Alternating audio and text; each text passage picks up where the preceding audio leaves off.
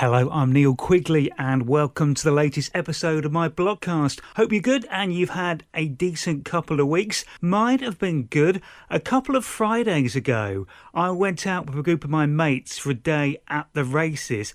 It's something we've been doing every year since about 2017. We go to an autumn meeting every year at Ascot. The tickets for the event we go to are very reasonably priced. In fact, to get into the Queen Anne enclosure, it costs a donation of £1. We always go into the King Edward enclosure, which costs £25 for a ticket, but that is the area that is basically the royal enclosure at Royal Ascot. So you get the best views, it has some great bars and a great feel to it. So we always splash out the extra £24 to go and enjoy a little bit extra comfort there. My mate Dan organises that every single year. He gets the tickets for us and we pay him back. He is also our Cheltenham man as well, who organises our annual trip to the Cheltenham Festival too. We actually have a WhatsApp group that was originally set up just for this day and to organise it, but now we just use as a general friends chat group, and it can be quite busy, quite active some days.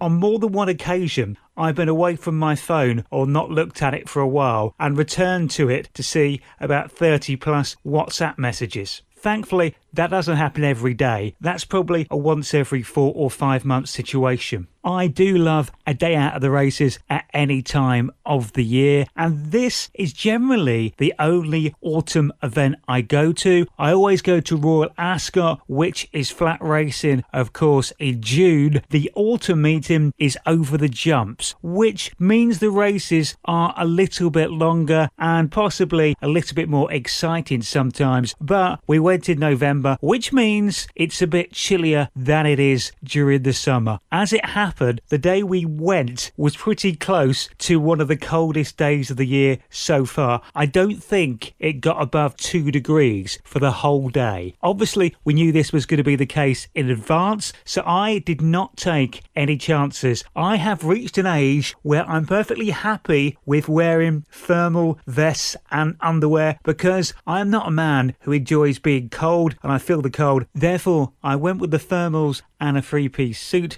as well as quite a thick shirt underneath, and a coat, a scarf, and a hat as well. It was fine when I was walking about outside. I felt perfectly warm and cozy. However, I'll be honest, when I got inside and up to the bars in the King Edward enclosure, I was getting a bit too warm. I may have been slightly overdressed for that. Fortunately, I do like going to see the on-course bookies. Love having a bet with them, handing over my cash and hopefully winning some money back off them. So it did mean I was up and down all day and outside for quite a lot of it. So when I did get too hot inside, it wasn't long before I was outside, so everything was fine. We had a brilliant day, lots of laughs. We had a few drinks as the day unfolded. Nearly all of us had at least one winner. I had one decent winner, which pretty much paid for my day, which is the aim of the game. I think when I go horse racing, I don't really expect to make any money. That's not the reason I go, but if I could do well enough with my bets that I break even and the day out doesn't cost me anything, that is fantastic as far as I am concerned. The racing was good, albeit some of the races had very small fields, but they were generally quite close races still, which was great. The only criticism is the day just went so quickly. 1 minute we got there, we were waiting to meet up with everybody else, then we started having a few drinks, then all of a sudden the racing started and it seemed like in the blink of an eye we had come to the last race. This year, for the first time, we were actually quite organised. About a week or so before the event, one of the people who were going actually suggested, why didn't we go somewhere for dinner and have food afterwards? The previous years we've been doing this, we came straight out of the race course and then walked down Ascot High Street and went to a pub we knew, which meant the only food we kind of had was some snacks we picked up from a supermarket on the way to the pub. That is probably not quite substantial enough if you have been drinking all day. So we all leapt at this idea. Our mate who suggested it also booked us a table there, but not before they checked with me that I could actually eat there. With my celiac disease, turning up at random pubs or restaurants for food can be very problematic. I went online and looked at their menu. It was very well labelled and I could see that I thought it was safe enough to have a few dishes, but you never know for sure until you turn up and have a chat to the waiter and the chef. They were very good, very honest, and helped me with my food selections, so that worked fine. Now, I had never heard of this restaurant. I was told it was in Ascot and within walking distance of the racecourse. It was about a 35-minute walk to get there, which I don't mind, but it did seem to go on for quite some time. In fact, the walk was so far that we actually ended up nearer to my mate's house, who lives one train station stop away from Ascot. So it was actually nearer for him to walk home than it was to walk back to Ascot station. But it was a really nice place, really busy, fun, friendly. We had a great time in there. The food was good as well. We didn't stay out particularly late. One of us had to leave at 7:30 to walk and get his train home. Sadly, we had ordered dessert, but it was a little bit slow in coming, so he had to leave before his dessert arrived. Otherwise, he would not have got his train connections to get home. The sad thing for me was he had ordered a gluten-containing pudding. Therefore, the remaining members of the group could share what he ordered, and I could not have any. And that's a shame, because I could never have enough pudding. I'm easily a 2-pudding man, if allowed. That said, the gluten-free dessert I had was very nice, but it just seemed unfair watching everybody else get extras. It's not particularly easy for me to get to Ascot. It either involves trains and taxis, or going out towards Oxford then coming back into Ascot, or, as I did on the way there, going into London, across London and out to Ascot that way. On the way back, I looked at it during the day and was helped making that decision by the fact I did have that winner. I decided that it wasn't that much more expensive if I could get a lift back with my mate to his house, then get a taxi from there and a train from Beaconsfield. I would be fine and get home at least 2 hours earlier than I would have the other route. So his wife, who was picking him up, very kindly offered to take me back to theirs, which was great of both of them. When we got back to theirs, she then very kindly offered to give me a lift straight to the station, so I didn't even have to get a taxi, and I was home at a very reasonable time, by 9:30. That is what's great at a day at the races. You start a bit earlier. We had a few drinks throughout the day, a lovely meal, and we're still home at a very reasonable time to get a good night's sleep. Perfect day out. I'm already looking forward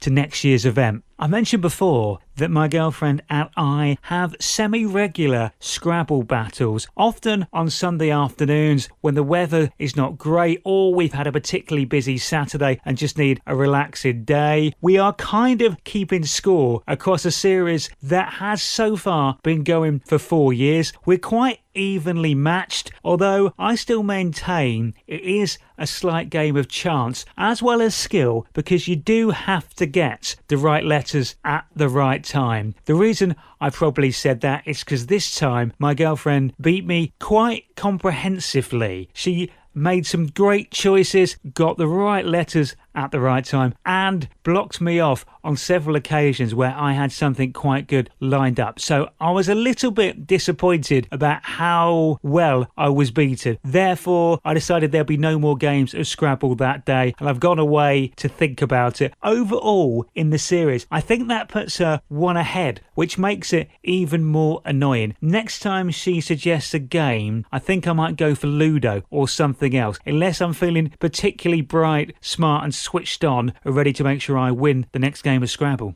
As a big fan of Elvis Presley, you will be unsurprised to hear I have already watched the new Netflix documentary. It's based on the 1968 TV special that he did for NBC, which has since been labelled the comeback special, because basically it was the first time he got back to actually performing music in front of an audience after years of just making and singing in films. In fact, I think it was 9 years previous that his last live gig took place, so he had quite the break. He was massively nervous about doing it. His manager, Colonel Parker, wanted it to be a very different show to what Elvis wanted it to be. He just wanted it to be a soft family entertainment Christmas special because he could sell loads of merchandise, an album off the back of it, had all these Elvis Christmas things that he wanted to flog. Elvis really did see it as a chance to get back to the music he wanted to be performing and singing, and also to get back in front of audiences and hopefully do some more concerts. But he was so nervous, had no idea how it was going to go. The documentary then looked back briefly at his whole career leading up to that TV special. I didn't really learn anything that I didn't already know. There was a few different perspectives, I suppose, and ideas about his thinking process that were put into it. There was some behind the scenes footage of the comeback special,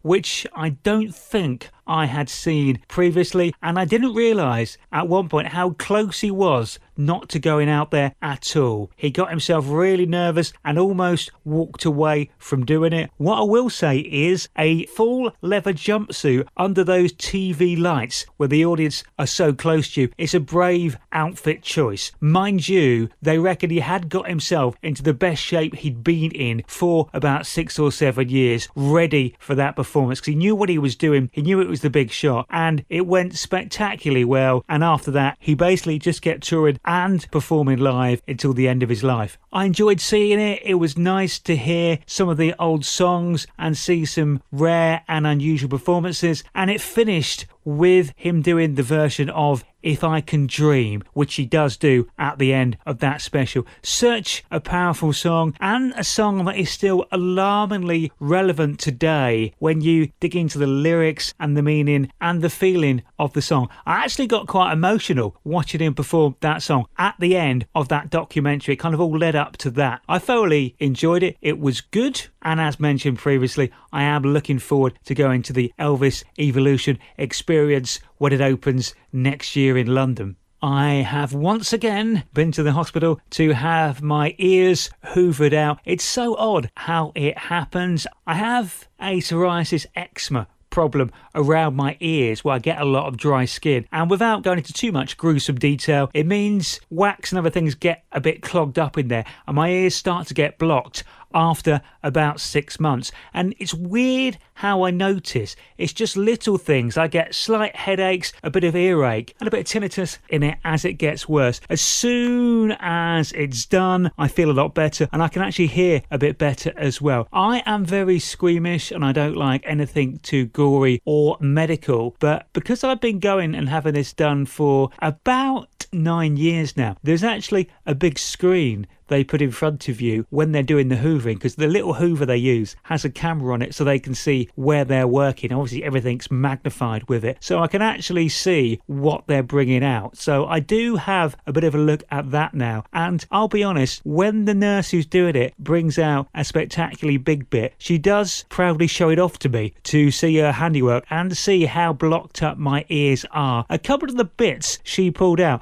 I couldn't quite believe they actually fitted inside my ear. I think I might be related to Shrek. Anyway, that's all done now, so the ears are good to go for another 6 months. Tottenham continue to do Tottenham Hotspur things. We had that great away win at Manchester City, which followed a disappointing home defeat against Ipswich. And then in the follow-up league game to that, we drew 1-1 with Fulham. Fulham, to their credit, I thought played really well. They had a game plan. They stuck to it. They caused us problems. We defended well and played well, but we just couldn't quite create, I didn't think, enough chances and get the edge we needed to win the game. We weren't helped by the fact our striker Dominic Solanke was ill. He turned up at the stadium hoping to play, but he was feeling under the weather. The manager took one look at him, saw how bad he looked, and basically sent him home. He'd have been no good in that state, and also with so many big games coming up, no way would you want to risk a virus or some sort of illness going through the whole squad over Christmas, particularly with the injuries we already have. It's the usual roller coaster ride. There'll be lots more ups and downs yet between now and the end of the football season, but I'm still enjoying the ride.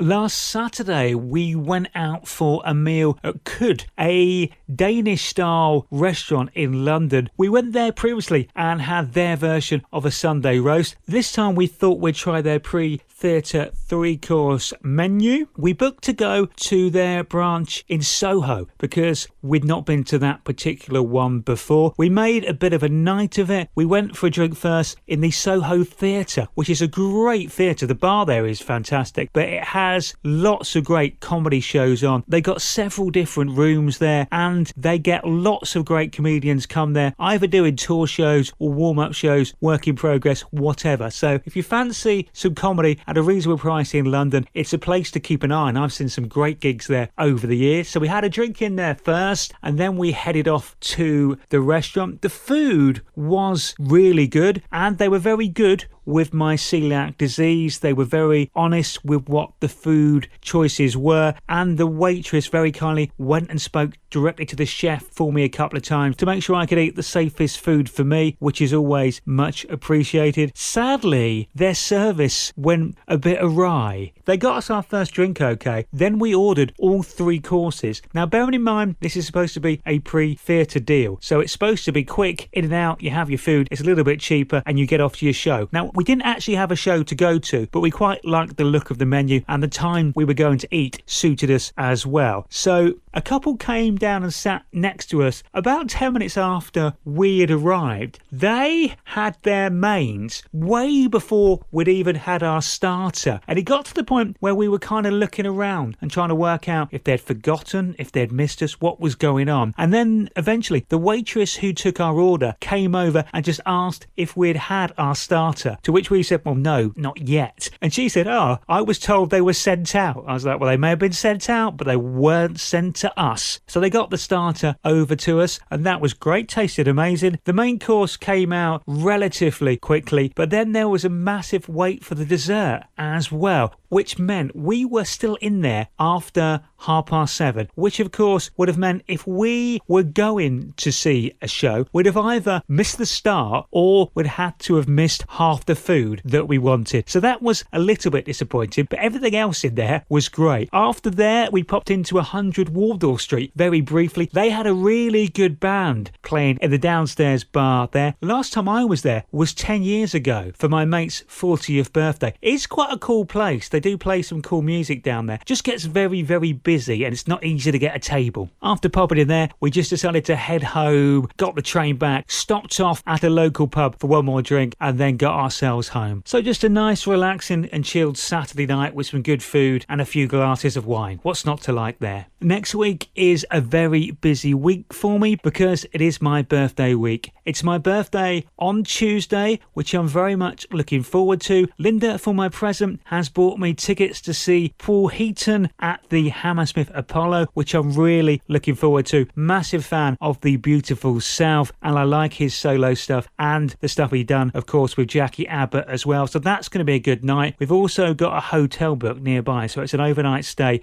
and not too far to head home after. So that will be fun. The night before that, I've got some worked Christmas drinks, and then on the Friday, me and a group of my mates are all going out for our Christmas meal in London. So lots to look forward to. I'll tell you about that next time we speak, which may be a while because I'm going to take a break over December and it will return in the new year. So have a great Christmas. Just a reminder, you can still hear my radio show Saturday afternoons between 2 and 4 at radio9springs.com. That is it for now. Take care, look after yourselves and each other, and I'll speak to you next year now. Bye bye.